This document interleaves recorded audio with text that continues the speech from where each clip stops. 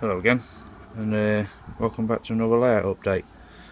Yeah, there's been a few changes since the last video. It's still a bit bare here and there, well, most places really, but the layout is growing, and we are actually making progress. So I'll do my usual and just go around and show you what I've done. First off, where the town scene is, still nothing going on here. There's still a lot more to do, so you know, just be shelved for now. But I do have a platform kit, so we're going to be having some proper platforms put in the next couple of weeks. So yeah.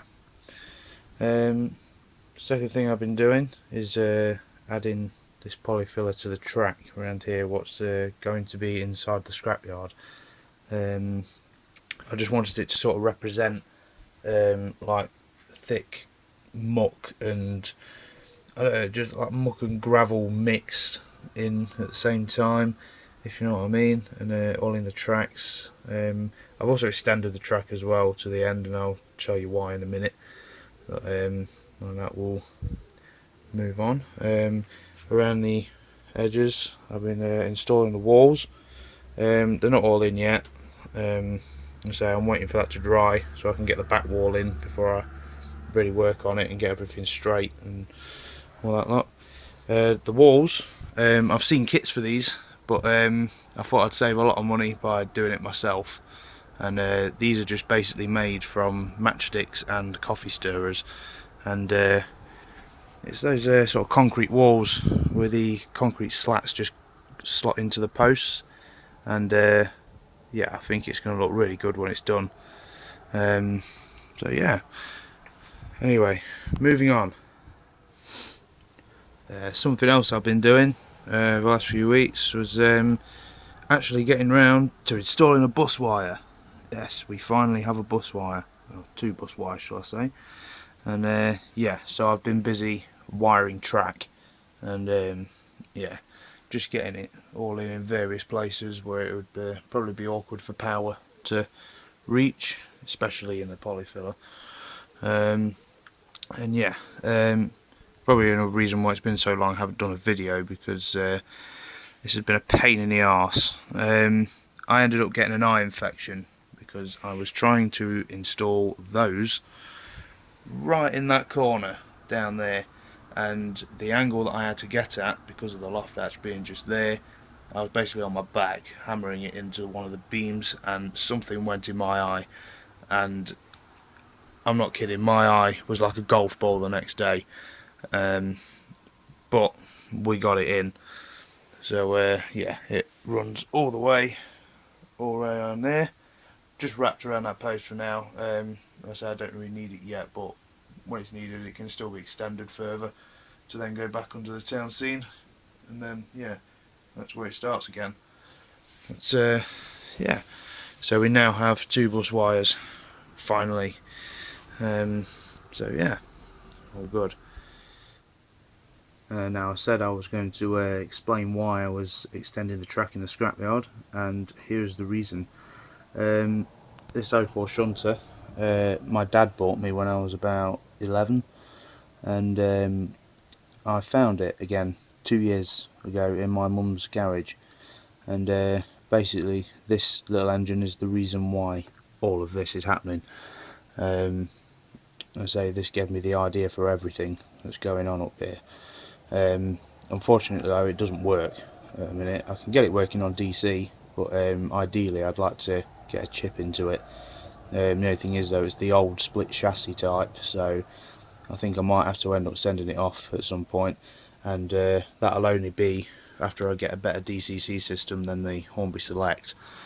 But yeah, what I plan to do is have its own little shed at the end of that siding down there, and just sort of make up some history for it as to, you know, make it fit in with the layout.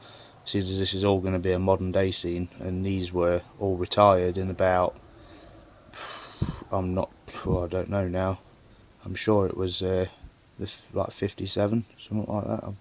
Correct me if I'm wrong, but But yeah, they're long gone now. There are none left whatsoever on the network. Basically, I can just sort of make out that when BR was done with it, it got sent to a random steelworks, who then, when they were done with it, sent it by rail to this scrapyard, where the owner of the scrapyard, being a rail enthusiast, didn't want to get rid of it, so he kept it and restored it, and kept it in this scrapyard shed. But yeah, it would be nice to include it in the layout, as soon as I've had it for all these years, and yeah, it'd be nice to just see it working again. So yeah, anyway, let's move on. Still not got round to weathering Pongo yet. I've seen a lot of photos, and yeah, we'll get there. I just need to find some really small lettering for underneath the window there. Something else I've been doing is getting this gravel road down. This is just an access road off what's going to be the main road, and yeah, to lead down under the bridge to then go towards the scrapyard. So yeah, basically what I've done is laid some gravel, polyfilled it over the top just to give it that rough texture, and painted it again with grey, and then whilst the paint's drying, just scattered some gravel onto it so it sort of dries into it and sticks, so it doesn't fly off everywhere and get stuck in stupid places. But it's getting done in between other jobs, so that's why it's sort of taking its time getting done, but we'll get there. It's nearly done. That area there, that's just being prepped for track laying. Say the track goes to about there at the minute. That's not even connected or anything, but I needed to bridge the gap in between. Yeah, battery critically low on my phone, never mind now. But yeah, that's about set. It's been about 24 hours now, so yeah, pretty soon I'll get to paper mache and all that, and yeah, we'll get that done. Something else I've been doing is this is a Soydam, is it? Soydam trolley barn I've been doing for a customer. He's got two of these that he's sent me, and spent the last couple of weeks building these, and I think it's turned out really well. I think he'll like them. These are for the Pacific Electric trolley cars that were in Los Angeles all the way up until the 60s. You can find videos of them on YouTube. I certainly did my research on them through there, and yeah, I think it's turned out really well. There's quite a bit of rust on the roof and all that lot. And the walls, although it doesn't turn out that well on the phone, I've dulled the brickwork down with sleeper grime, and it just took away that sort of red that hit you in the face, and yeah, I think it looks quite good now. So he's got a full metal one that he wants me to do, so I'll get started on that probably tomorrow or the next day after work. So there we go. I hope you enjoy it. It certainly was quite a challenge and quite fun to build, so thanks for letting me do it. Now guys, if you'd like to take me up on my weathering service, you could find me on eBay under Dr. Dirt's 00 Gauge Weathering and Customs, or you can email me at dr-dirtsweathering@outlook.com. I'll just briefly explain. I'm going to be expanding into buildings like this one here, or any other building kits that anybody would like me to build. I've had a few customers now saying that they can't do the building work that they once did because of certain health issues or anything like that. So I find it unfair because of that they can't have the layouts that they desire. So you know, message me any way you want. I'll quite happily help anybody out who wants a hand with kits or anything like that, or even engine kits or wagons or anything like that.